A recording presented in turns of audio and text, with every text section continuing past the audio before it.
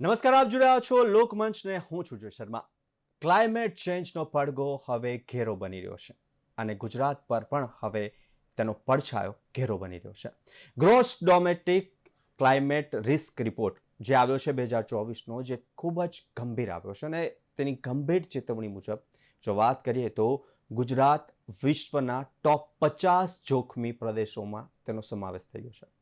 ચોમાસાનું ચક્ર છે તે ખોરવાઈ ગયું છે. છેલ્લા ઘણા વર્ષોથી આપણે જોઈએ છીએ કમોસમી વરસાદ, માવઠું, અરબ સાગરની અંદર થોડા સમયે મજબૂત ડિપ્રેશન બની રહ્યું છે અને ખાસ કરીને સૌરાષ્ટ્ર અને કચ્છમાં પણ અસામાન્ય વરસાદ, અને તેના કારણે આપણે જોયું કે ખેડૂતોને તેમના પાકમાં કેટલો નુકસાન ગયું છે. કમોસમી વરસાદ અને લીલા દુકાળ તરફ ધકેલી દીધા છે આ ક્લાઇમેટ ચેન્જે. આ ગંભીર પરિવર્તનની રાજ્યના અર્થતંત્ર પર અને ખાસ કરીને જનજીવન પર પણ શું અસર થશે, અને આ સંકટનો સામનો કરવા માટે તાત્કાલિક અને કેવા નક્કર પગલાં ભરવા પડશે, તે મુદ્દે ચર્ચા કરીશું આજે લોકમંચમાં. અને લોકમંચમાં ચર્ચા કરવા માટે આપણી સાથે ગેસ્ટ પેનલમાં જોડાયા છે NM ટભાણી, ડોક્ટર પ્રશાંત પારીખ, ક્લાઇમેટ ચેન્જ એક્સપર્ટ છે. NM ટભાણી સાહેબ અને પ્રશાંતભાઈ, આપનું સ્વાગત છે લોકમંચમાં. આપણે ઘણી બધી વાર ચર્ચા કરતા હોઈએ છીએ ગ્લોબલ વોર્મિંગ, ક્લાઇમેટ ચેન્જ, ઋતુચક્ર બદલાઈ રહ્યું છે, ઘણી બધી તકલીફોનો સામનો કરી રહ્યા છે, હેલ્થ ઇસ્યુઝ આવી રહ્યા છે, પાકમાં ઇસ્યુઝ આવી રહ્યા છે, અને આપણા ખાસ કરીને જો વાત કરીએ તો આખું જે ક્લાઇમેટ, જે ઋતુચક્ર છે તે બદલાઈ ગયું છે. તેના કારણે ઉદ્યોગ ઉપર પણ એટલી જ અસર થઈ રહી છે. ડોક્ટર પ્રશાંત, આ જે બદલાવ સામે આવી રહ્યો છે, જે છેલ્લા ઘણા સમયથી આપણે જોઈ રહ્યા છે, તેને લઈને કેટલાય અવેરનેસ પ્રોગ્રામો થઈ રહ્યા છે, કેટલીક ઇવેન્ટો થઈ રહી છે, પણ મૂળ આ જે ચક્ર, ઋતુચક્ર બદલાઈ ગયું છે, ક્લાઇમેટ ચેન્જની માઠી અસર જોવા મળી રહી છે, તેના માટે જવાબદાર કોણ?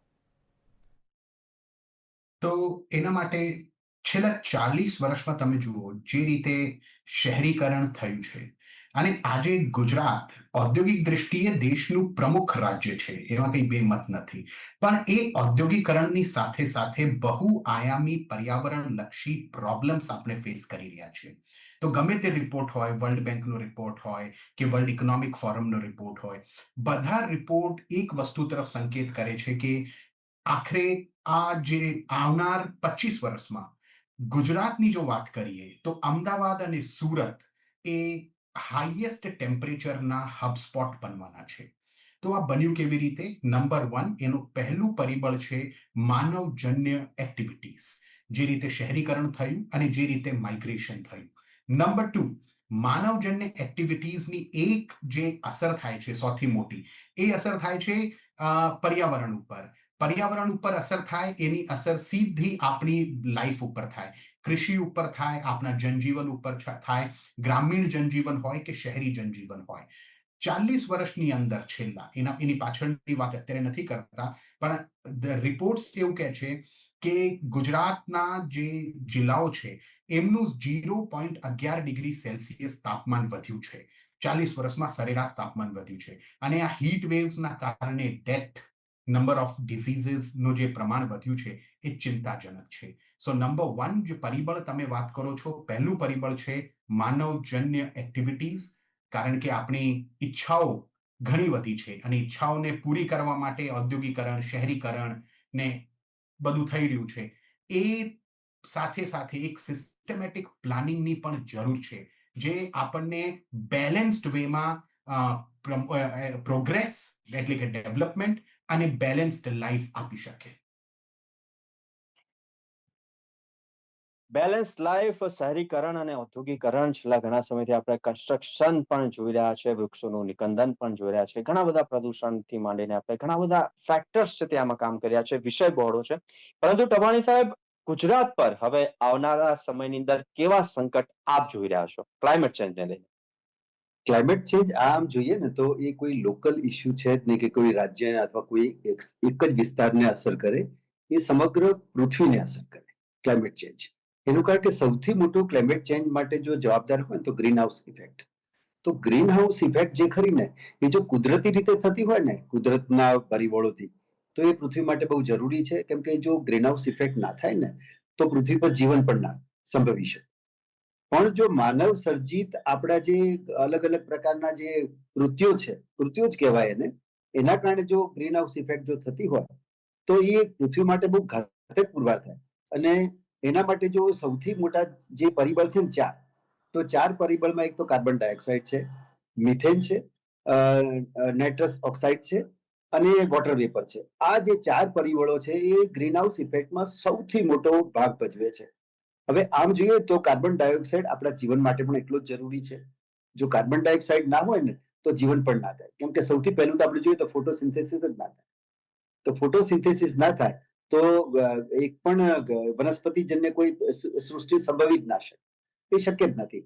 એટલે એ જરૂરી પણ છે, પણ એ કયું, એ કુદરતી પરિબળોના કારણે. હવે અત્યારે એવું કહેવાય છે કે કાર્બન ડાયોક્સાઇડનું પ્રમાણ આ સદીના અડધા સુધીમાં કદાચ જો અત્યારે જેટલું છે એના કરતા જો ડબલ થઈ ગયું ને, અને લોકોના પ્રયત્ન તો એવું જ લાગે છે કે જાણે દરેક જણ એવું છે, પેલા અકબર ને બિરબલનું પેલી જે વાર્તા હતી ને કે પેલા હોજમાં દરેક જણે જઈને એક લોટે દૂધ નાખવાનું છે, એટલે બધાને એમ કહેવાય આણે નાખ્યું છે ને દૂધ, આપણે પાણી નાખવું ચાલી જશે. એટલે દરેક જણનું અત્યારે એવું જ છે કે ઠીક છે બાકીના બધા કરી લેશે, હું કેમ કરું. અને એટલા જ માટે પેરિસ એગ્રીમેન્ટ જે થયું છે આના માટે, એ બધા દેશો એમાં સહમત નથી થયા. ઘણા બધા દેશોના છે, સૌથી મોટા દેશો બી એમાં સહમત નથી થયા. એટલે સૌથી મોટી વાત એ છે કે જો આપણે ગ્રીન હાઉસ ઇફેક્ટ થી આપણે બચવું હોય તો દરેક જણે સહિયારો પ્રયત્ન કરવો પડે, અને તો જ આ બધું થઈ શકે, એ ઘટી શકે. બાકી જો ગ્રીન હાઉસ ઇફેક્ટ જો થઈ અને એના કારણે જો અલ્ટ્રાવાયોલેટ રેઝ જે કે યુવી એ, બી અને સી, હવે સી તો ત્યાં ઉપર હવામાં જ શોષાઈ જાય છે, પણ એ અને બી પ્રકારના અલ્ટ્રાવાયોલેટ જો રેઝ જો પૃથ્વી સુધી પહોંચે તો એની અસરો ક્યાં ક્યાં થાય, તો સ્કિન પર થાય એટલે સ્કિન કેન્સર થાય, આંખો પર થાય એટલે આંખના કેન્સર પણ થઈ શકે છે. એના સિવાય મૂડ સ્વિંગ આવે, કેમ કે જો સતત એવા વાતાવરણ રહે તો તમારા હોર્મોન્સ જે કહેવાય ને અંતઃસ્ત્રાવ, એનું ઓછું પ્રમાણ થઈ જાય એટલે મૂડ સ્વિંગ પણ થાય. તમારી રોગ પ્રતિકારક શક્તિ એ પણ ઘટી જાય. વિટામિન ડી જે કહેવાય કે જે આપણા બોન્સ માટે એના માટે બહુ જરૂરી છે, એ પણ તમને મળે નહીં, કેમ કે તમે સૂર્યપ્રકાશ નથી જઈ શકવાના, તો વિટામિન ડી પણ ના મળે. એટલે આ બધી ઘાતક અસરો સીધી મનુષ્ય જીવનને પણ અસર થવાની છે, પ્રાણી જીવનને પણ થવાની, અને બધાને થવાની છે. તો આ જો ઘટાડવું હશે તો આપણે બધી આપણી એક્ટિવિટીઝ જે કરીને એ થોડી કંટ્રોલ કરવી પડશે. હું આપને કહું છું કે એવું છે જ નહીં કે આપણે ખાલી પર્યાવરણ બચાવીએ. જો પર્યાવરણ બચાવવા જઈશું તો ઇકોનોમી ડાઉન થશે, તો કોઈ જીવી નહીં શકે. એટલે સસ્ટેનેબલ ડેવલપમેન્ટ કરવું પડે, પર્યાવરણ પણ બચાવવાનું છે અને સાથે ઇકોનોમિકલ ગ્રોથ પણ થાય. તો એના માટે શું કરવું જોઈએ, તો એ જે એના માટેના જરૂર જે પગલાં છે એ પગલાં લઈ અને આપણે એન્વાયરમેન્ટનું ધ્યાનમાં રાખી અને ઇકોનોમિકલ આપણે ગ્રોથ કરવાનો છે. એના માટે જેટલા પ્રયત્ન કરવાના છે, જેમ કે એર પોલ્યુશન ઘટાડવા માટે આપણે એના જે જરૂરી સાધનો, વોટર પોલ્યુશન ઘટાડવા માટે એના જે જરૂરી સાધનો, ક્યાંય પણ કોઈ નવી એક્ટિવિટી કરતા હોય તો તમારે એના માટે વૃક્ષારોપણ કરવાના હોય, અથવા ઇકોલોજીને કઈ ડેમેજ ના થાય એ પ્રમાણે તમે કેવી પ્રવૃત્તિ કરો, એ બધી કરવાની ખરેખર જરૂર છે. અને સૌથી મોટી વાત તો આપને કહું કે પૃથ્વીને જે ઓક્સિજન આપે છે ફક્ત વૃક્ષો નથી આપતા.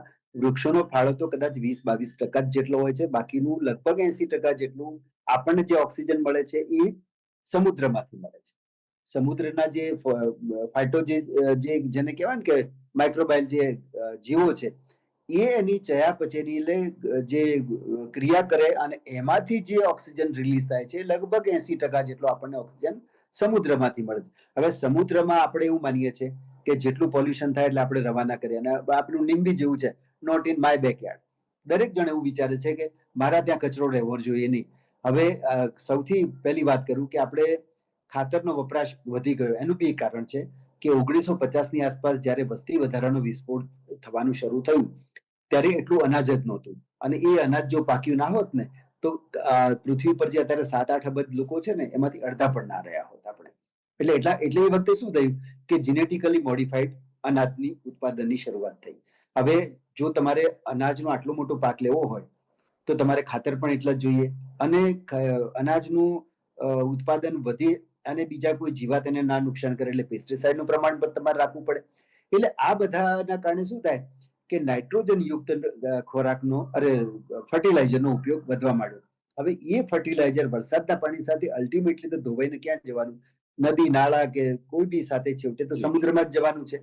હવે એના કારણે શું, તો નાઇટ્રેટ્સનું પ્રમાણ વધી ગયું. હવે આ વધે એટલે અલ્ટિમેટલી શું થવાનું, એસિડિફિકેશન દરિયામાં થયું, એસિડિફિકેશન થાય તો ધીમે ધીમે દરિયાની પણ કેપેસિટી ઘટતી જાય, તમને ઓક્સિજન આપવાની એની એસિમિલેશન કેપેસિટી છે એ પણ ઘટતી જાય. એટલે આ બધી આ વિશેષ સર્કલ જેને કહેવાય ને, એ એવડું મોટું વિશેષ સર્કલ છે કે એને રિવર્સ કરવું હોય તો આપણે ઘણા બધા વર્ષો મહેનત કરવી પડશે અને ખૂબ મહેનત કરવી પડશે, તો ને તો જ આ થઈ શકે. નહીં તો એક અથવા બીજી પેઢી એના માટે જીવન થોડું અઘરું થશે. જેમ અત્યારે આપણે પાણી આજથી 20, 25 કે 30 વર્ષ પહેલા એમ કહેવાય કે પાણી આમ વેચાતું લેવું પડશે, તો 30, 40 વર્ષ પહેલા તો આ લવાઈ નાખતી કે ભાઈ 20 રૂપિયાની બોટલ મળતી હોતું હશે કે એવું તો કંઈ હોય કે પાણી તો કેટલું બધું મળે છે એમ કે. એ જ વસ્તુ હવે હવા માટે થશે. તમારે ચોખ્ખી હવા લેવી હશે તો તમારે એના ચાર્જ આવશે. કદાચ બની શકે 50 વર્ષમાં આવી કન્ડિશન આવી પણ શકે. એટલે જાગવાનો સમય અત્યારથી જ છે.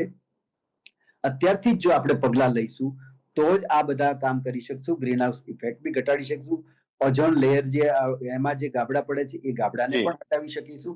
આ બધી જ પ્રક્રિયા તો જ થઈ શકશે. અને એ ઔદ્યોગિક અને આપણા ડોમેસ્ટિક, એટલે આમાં કોઈ એવું છે જ નહીં કે સરકાર જ કરે. દરેકની પોતાની જવાબદારી છે, સંયુક્ત પોતાની પણ છે, સરકારની પણ છે, અને એની સાથે જે સમૂહો છે જેમ કે ઔદ્યોગિક હોય કે બિલ્ડર્સ ગ્રુપ હોય કે બીજા કોઈ પણ હોય, એ દરેકે પોતે પોતાની જવાબદારી સમજી અને એ પ્રમાણેના પગલા લેવાના છે, તો જ આ બધું થઈ શકશે. નહીં તો આ દર વર્ષે તમે જુઓ છો કે અત્યારે કેવું થાય છે કે અતિવૃષ્ટિ થઈ જાય કાં તો વરસાદ ના આવે. આ ગ્લોબલ વોર્મિંગના કેટલા બધા છે. તમે જ્યાં કોઈ દિવસ બરફ ના જોયો હોય ત્યાં બરફ પડે છે, જ્યાં પૂર ના વરસાદ ના આવતો ત્યાં પૂર આવે છે. દુબઈ જેવા, રાજસ્થાન જેવા એવા પ્રદેશમાં. તો આ બધી ગ્લોબલ વોર્મિંગની જે બધી અસરો છે એ જો ઘટાડવી હશે અને જો પૃથ્વીને બચાવવી, તો આ બધી વસ્તુ કરવા માટે આપણે બધાએ અત્યારથી જ જાગૃત થઈ જવાની બહુ જ જરૂર છે. જી પ્રસન્ન સર, જેવી રીતના પોલ્યુશન, ઘણા બધા સ્પેક્ટર્સ કહ્યા ટાબાણી સાહેબે, ત્યારે બીજો એક સવાલ અત્યારે તાત્કાલિક એવો ઉદ્ભવ્યો મનમાં કે આપણે આપણા સ્વાસ્થ્યનું ધ્યાન રાખીએ છીએ, આપણા આજુબાજુ શું છે શું નહીં તેનું ધ્યાન રાખીએ છીએ, પરંતુ જમીન, હવા અને પાણી, એમના સ્વાસ્થ્યનું ધ્યાન રાખવું કેટલું જરૂરી અને એના માટે કેવા પગલાં લઈ શકાય? ના, ખૂબ જ જરૂરી છે. અને તમે જ્યારે શરૂઆત થઈ કાર્યક્રમની ત્યારે એક રિપોર્ટની વાત કરી, તો હું પણ 2-3 રિપોર્ટ જોતો હતો. ત્યારે એમાં મને ખબર પડી કે ગુજરાતનું જે કોસ્ટલ એરિયા છે, 1600 કિલોમીટર લાંબુ દરિયાકાંઠો ગુજરાત પાસે છે, એમાંથી કરીબ 550-600 કિલોમીટર જેટલા કોસ્ટલ એરિયાનું ધોવાણ થઈ રહ્યું છે. 540 જેટલા ગામો, જ્યાં 10 લાખ જેવી ટોટલ પોપ્યુલેશન છે, એમને અસર થઈ છે. બીજું, ગુજરાતનો ગમે તે ભાગ હોય, ઉત્તર ગુજરાત હોય, સૌરાષ્ટ્ર હોય, દક્ષિણ ગુજરાત હોય, ત્યાં ઘણા બધા ગામોની અંદર સેલિનેશનની પ્રોબ્લેમ જોવા મળી રહી છે. તો ભાવનગર જિલ્લામાં થોડાક એવા ગામો છે, હમણાં હાલમાં જ આ વસ્તુ મારા વાંચવામાં આવી કે જ્યાં 40% જેટલી પ્રોડક્ટિવિટી પાકની ઓછી થઈ ગઈ છે. તો અત્યારે જરૂર એવી છે કે આપણે એક તો જ્યારે ક્લાઇમેટ ચેન્જ થાય, ઘણી વખત જ્યાં વરસાદ નહોતી ત્યાં વરસાદ થઈ જાય અને વધારે પડતું વરસાદ થઈ જાય, તો એ પ્રમાણેની એડેપ્ટેબિલિટી પણ આપણી પાસે નથી. ત્યાં અતિવૃષ્ટિ થઈ જાય તો અતિવૃષ્ટિ થાય તો પછી કરવાનું શું? કેવી રીતે એગ્રીકલ્ચરની અંદર આઉટપુટમાં ચેન્જ કરવાનું, સ્ટ્રેટેજીની અંદર શું ચેન્જ કરવાનું, એ પણ એક પ્રોબ્લેમ છે. એના માટે એજ્યુકેશનની અછત છે. એ એજ્યુકેશન ખેડૂતો સુધી અને સ્કૂલના બાળકો સુધી પહોંચાડવાની ખૂબ જ જરૂર છે. નંબર 1. નંબર 2, જ્યારે વાત આવે આપણી લાઇફસ્ટાઇલ ઉપર એના અસરની, તો ડેમેજ કરે છે. વિશેષ કરીને નાના બાળકો, ગર્ભવતી સ્ત્રીઓ અને બુઝુર્ગોની લાઈફને પણ એ વધારે અસર કરતું હોય છે. એવા સમયમાં એ રિસ્પોન્સિબિલિટી દરેક નાગરિકની બને છે કે એ એજ્યુકેશન તરફ ધ્યાન આપે. કઈ વસ્તુના એજ્યુકેશન તરફ? કે પર્યાવરણ કેટલો સેન્સિટિવ ઇસ્યુ છે અને એ સેન્સિટિવ ઇસ્યુનો આપણે સોશિયલ મીડિયા ઉપર એકચ્યુઅલ સેન્સિટિવિટી જોવા મળે. વૃક્ષ વાવો એ વસ્તુ એક થઈ ગઈ અને એના માટે સોશિયલ મીડિયા ઉપર ફોટો લઈને મૂકી દે દો અને ટ્રી પ્લાન્ટેશન ડ્રાઈવ યોજાયો. એ ટ્રી જે પ્લાન્ટ થયા એમાંથી કેટલાનું જતન થયું અને કેવી રીતે એમાંથી કેટલા નાના છોડ એકચ્યુઅલી ટ્રી બન્યા, એનો પણ કોઈ સેન્ટર એવો હોવો જોઈએ જે ડેટા પબ્લિશ કરે. તો ધેટ ઇઝ વેરી ઇમ્પોર્ટન્ટ. તો જે વસ્તુ તમે કહી રહ્યા છો એની અંદર એજ્યુકેશન, રૂરલ લેવલ ઉપર એજ્યુકેશન, અને આર્થિક રૂપથી જે પછાત વર્ગ છે, જ્યારે પણ હીટ સ્ટ્રોક જેવી પરિસ્થિતિ સર્જાય ત્યારે એ લોકોને તો બહાર નીકળીને દરરોજ કમાવવાનું છે અને એમની લાઈફમાં ઘણી બધી પ્રોબ્લેમ સર્જાતી હોય છે. તો એ વખતે શું કરવાનું હોય એની એક પોલિસી નક્કી કરવાની જરૂર છે. તમારી સાહેબ, જેવી રીતના પ્રશાંત સરે કીધું, હવે આપણે થોડાક તેના ઇકોનોમિકલી સેક્ટર ઉપર જઈએ તો ક્લાઇમેટ ચેન્જની અસર ઇન્ડસ્ટ્રીથી માંડીને વ્યવહારુ જીવનથી માંડીને કેવી અસર તમે જોઈ રહ્યા છો કે આપણે તેનો સામનો પડી શકે છે? ખૂબ જ ગંભીર અસરો શું જોઈ શકાય છે? ક્લાઇમેટ ચેન્જની આપને કહું ને તો સૌથી મોટી અસરો તો કેવી થઈ છે કે જ્યારે આવા જે નેચરલ કેલામિટીઝ જેને કહેવાય કે જેમ કે વરસાદ વધારે થઈ ગયો અથવા કંઈક એવી સ્થિતિ થઈ, એ સમયના ગાળામાં ઉત્પાદન ક્ષમતા તો દરેક ઉદ્યોગોની ને બાકી બધાની ઘટે છે. પણ સાથે સાથે લોકોના સ્વાસ્થ્ય ઉપર પણ ઘણી બધી અસર થાય છે. ઉનાળાની ગરમી હોય કે શિયાળાની કાતિલ ઠંડી હોય. હવે આ જો આની અસરો લાંબા ગાળાની રહી અને રહેવાની જ છે. અને એ એના કારણે શું થવાનું છે કે જે તે વ્યક્તિ એની સાથે સંકળાયેલા છે ઉત્પાદન સાથે, એ લોકો પોતે એની 100% એફિશિયન્સીથી કામ નહીં કરી શકે. એટલે એના કારણે શું થવાની કે ઇકોનોમિકલ ગ્રોથ પર સીધો દેશને અસર આવે. ઘણીવાર કહેતા હોય છે આપણે કે ભાઈ આ સરકાર કે આવી રીતે અમુક પ્રોગ્રામ ચલાવતી હોય, ₹2 અનાજ ને ₹5 અનાજ ને જમવાનું ₹5, પણ એ જરૂરી છે એટલા માટે સરકારને ખ્યાલ છે જ કે કઈ વસ્તુ કરવી ને કેટલી કરવી એમ. તમે વિચારો કે તમારા ત્યાં ઔદ્યોગિક એકમમાં કે તમારા ઘરે અથવા કોઈ પણ જગ્યાએ જ્યાં જે કામવાળા કામગર જે આવતા હોય, જે પ્રશાંતભાઈ વાત કરી એ પ્રમાણે, તો એને તમે આપીને 500,000 રૂપિયાથી વધારે આપતા નથી. બરાબર? હવે એ કેસમાં સપોઝ એ 500 કે 1,000 રૂપિયામાં એના રોજના, એટલે સપોઝ સમજો ને કે મહિનાનું કદાચ 15, 20 કે 30,000ના સેલરીમાં એની જે આવે એમાં એને ઘર ચલાવવાનું છે, બાળકોને ભણાવવાના છે, ઘરના ખર્ચા કરવાના છે, ઘરના ભાડાના ખર્ચા કરવાના છે, સામાજિક પ્રસંગોને બધું કરવાનું છે. હવે આ બધું કેવી રીતે શક્ય થાય? અને એને ત્યાંથી ટ્રાન્સપોર્ટેશન માટે પણ એને પૈસા જોઈએ. તો આ બધું સરકાર જ્યારે આવા બધા પ્રોગ્રામ ચલાવે છે, વીકર સેક્શન એટલા માટે કે જેથી એના આ બધા ખર્ચાની સરકાર પોતે જ દરકાર લે છે અને એ જ કારણે ઇકોનોમિકલ ગ્રોથ રહે. તમારો પૈસો પણ સર્ક્યુલેશનમાં રહે, દરેક હેલ્ધી રહી શકે, પોતે સારું જમી અને આવી શકે. એટલા જ માટે અત્યારે સરકાર મા કાર્ડ યોજનાને બધા કે જેથી ઓછા પૈસા ના હોય છતાં પણ સારી જગ્યાએ પોતે ટ્રીટમેન્ટ કરાવી, હેલ્ધી રહી અને સરકારને મદદ કરી શકે એના જીડીપી માટે. કેમ કે આ જેટલા લોકો છે એ બધા કોઈ ને કોઈ રીતે દેશની ઉત્પાદકતામાં સંકળાયેલા છે. યસ, એ કોઈ ને કોઈ રીતે સરકારના જીડીપી સાથે સંકળાયેલા છે. ઉત્પાદકતા વધશે તો જ દેશનો જીડીપી વધશે. અત્યારે મોદી સાહેબનું જે સપનું છે કે 5 ટ્રિલિયનમાંથી અલ્ટિમેટલી તો 30 ટ્રિલિયન સુધી લઈ જવાનું છે. તો આપણે 3માંથી 4 થયા, 4માંથી જો 5 થવું હશે ને તો બધાએ સહિયારો પ્રયાસ કરવો પડશે.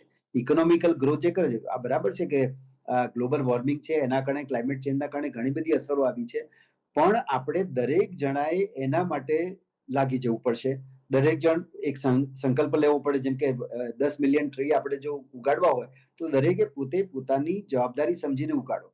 આ જેમ વાત કરી ને પ્રસન્ન સાહેબે કે મજૂરો કે એ લોકોને જો વૃક્ષ ના હોય તો બહાર કામ કરવું પડતું, કેવું થાય? તો બળબળતા તડકામાં પણ જો વૃક્ષની નીચે આપણે ઉભા હશું તો બહાર ભલે 45 ડિગ્રી હશે પણ ત્યાં 40 ડિગ્રી આપણને અનુભવ થશે અને સારું લાગશે. અને સારું લાગશે તો ઓટોમેટિક તમને હેલ્થ સારી જ રહેશે.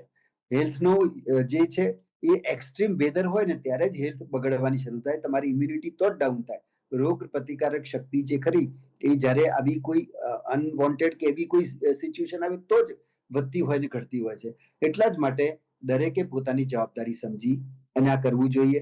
પોતાના બાળકોને તમે એજ્યુકેટ કરો અને સૌથી વધારે એજ્યુકેટ કરવાની એને જ જરૂર છે. બાળકમાં જો સારી ટેવો હશે તો એ સારી ટેવો બેવડાતી જશે. એને જો ખ્યાલ પડે ને કે ગમે ત્યાં કચરો નાખીને આપણે પર્યાવરણને નથી નુકસાન કરવાનું, વૃક્ષોને ઉગાડવાના છે, વૃક્ષોને નુકસાન નથી કરવાનું, તો એ આ પેઢી જે કરશે ને એ 10, 20, 30 વર્ષમાં એના ફળો એટલા બધા સરસ હશે કે નવી આવનારી પેઢી હશે એ આપણને આશીર્વાદ જ આપશે. અને કરવાની અત્યારથી જ જરૂર છે. અને ક્લાઇમેટ ચેન્જથી અને આ જે ઇકોનોમિકલ જે ઇફેક્ટ જે ખરી ને એ બધી તો જ નિવારી શકશે.